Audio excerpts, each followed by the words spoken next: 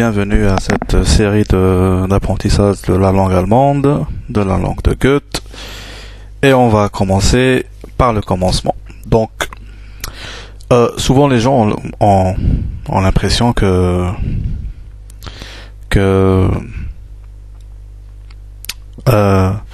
c'est difficile d'apprendre une langue, mais au fait, il n'y a rien de plus facile.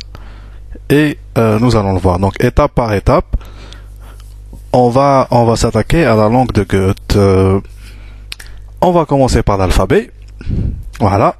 Donc, l'alphabet, c'est très simple. C'est la même alphabet que le français. Il y a juste une lettre de plus. C'est ça.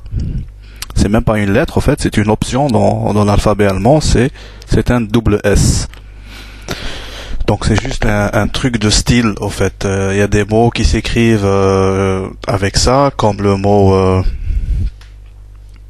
Straße, qui veut dire street, qui veut dire rue. Donc voilà, on peut l'écrire comme ça, avec S. Ça s'appelle un SZ. On peut l'écrire comme ça, avec deux S. Donc c'est, voilà. Sinon, l'alphabet, c'est la même. Pardon, c'est la même qu'en français et qu'en anglais et que toutes les langues germano-latines. Voilà. Donc, il y a des changements au niveau de la prononciation des lettres. C'est ce qu'on va voir tout de suite, un peu plus bas. Donc, le A se prononce A, le B se prononce B, le C se prononce C, comme par exemple dans le mot César, ça se prononce César. Donc, César, et non pas César. Mais quand on dit César, tout le monde le comprend, c'est pas grave non plus. Donc, la prononciation, c'est C, de C. D, ça reste D. Le E, c'est un E, ça se prononce E. F, c'est F. G, c'est G. Le H, ça se prononce H, comme have en anglais. Ça n'existe pas, ce son n'existe pas dans la langue française, mais on peut très bien aujourd'hui le produire. Donc, ha, voilà, comme le verbe haben, qui est la même chose que le verbe have, c'est le verbe avoir. Le I se prononce I, le J se prononce J, comme en latin.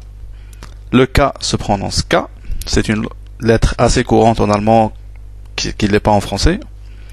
Le L se prononce L, le M se prononce M, le N se prononce N, le O se prononce O, le P se prononce P, le Q se prononce Q.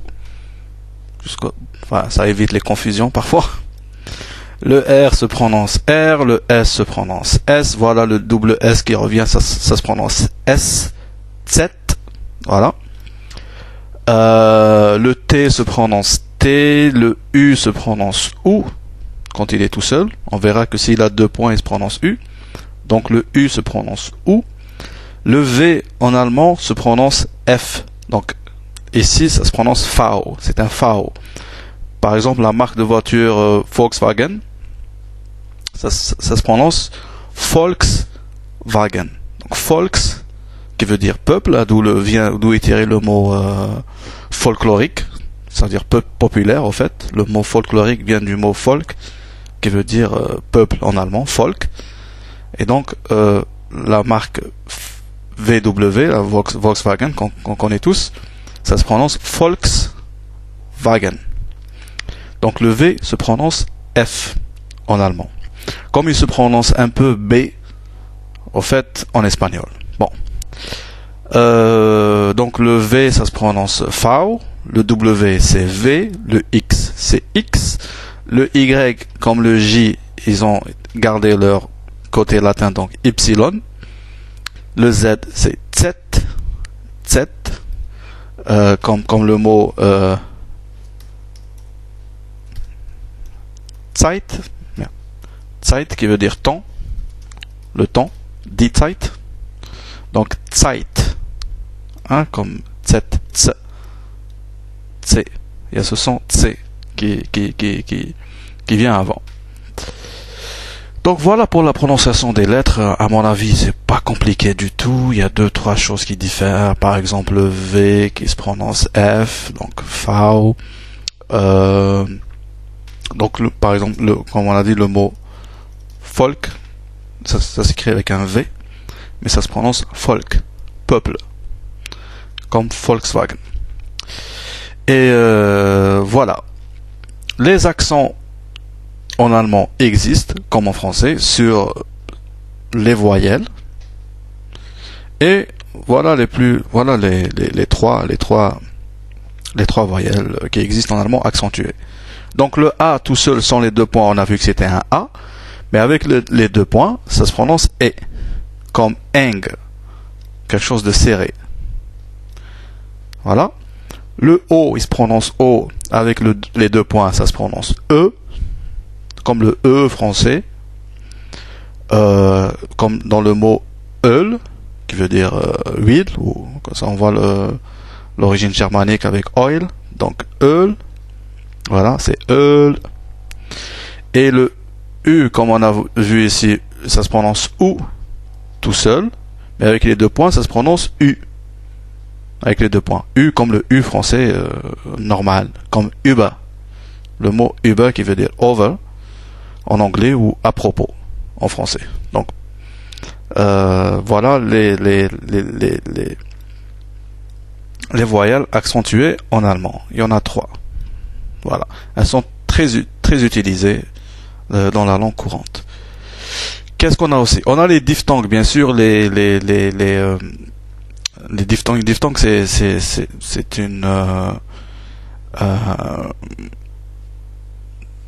un jeu de voyelles. C'est 2 voyelles, l'une à côté de l'autre, qui, comme le mot français, par exemple, boîte, pour dire boîte, avec le O et le O à côté du I, ils forment le mot wa. Donc on n'écrit pas boîte, B-O-A-T-E, comme on l'entendrait, mais O-I. Donc le mot boîte et le O-I, ça, voilà ce que c'est qu'une diphtongue. Donc les diphtongues en allemand, il y en a quelques-unes, voilà les plus courantes. Il ne reste pas beaucoup, il reste 2 ou 3, peut-être que j'ai oublié, mais bon, c'est les plus importantes. On a le E et le U, à côté, ça se prononce oi, comme dans le mot neu, qui veut dire nouveau, ou new en anglais. Donc neu, voilà, le E à côté du U, ça se prononce neu. Le I à côté du E, ça se prononce I, donc plusieurs I. Comme fil, beaucoup. Vous voyez que le V ici, c'est un V, mais il se prononce F. Donc fil, ce qui veut dire beaucoup. Viele Leute, beaucoup de gens. Donc fil, voilà la diphtongue, c'est beaucoup. Le A à côté du U se prononce au, comme dans le mot raus. Le téléphone qui sonne. Pardon. Donc, il se prononce au comme dans le mot raus. Au. C'est aussi une onomatopée pour dire aïe, parce que les Allemands ne disent pas aïe, les Anglais non plus, ils disent ouch. Les Allemands disent au quand on a mal, quand on se fait mal quelque part. Donc, on dit pas aïe, on dit au, comme ici, au. Donc, raus, ce qui veut dire dehors. C'est un mot très connu d'ailleurs. Le CH, c'est aussi une combinaison. C'est incroyable ce truc. C'est aussi une composition très connue. Ça se prononce ch comme ich dans le pronom je, et ça se prononce ch, c'est notre son en allemand vocal, mais on peut le prononcer en français comme dans le mot prémisse. Donc la prononciation du R dans le mot prémisse nous fait en fait sortir ce son ch, comme dans le verbe machen. Hein? Dans le verbe machen, c'est le verbe faire. Le son, c'est juste comme le R qu'on prononce en français dans le mot prémisse.